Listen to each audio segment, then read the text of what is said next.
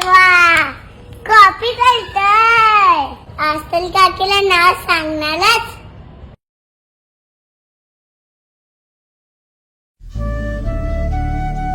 बाबा त्या दिवशी काय बोलत होते ते माहितीये?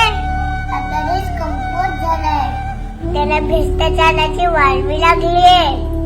मला नाही माहित ते कशाबद्दल बोलत होते. बाबा मला बोलले, श्रीजा आपण आपल्या फायद्यासाठी भ्रष्टाचाराला खतपाणी घालायचं नाही. मला ते पण नाही समजलं, पण तुझी कॉपी सीमा काकीला सांगू नये म्हणून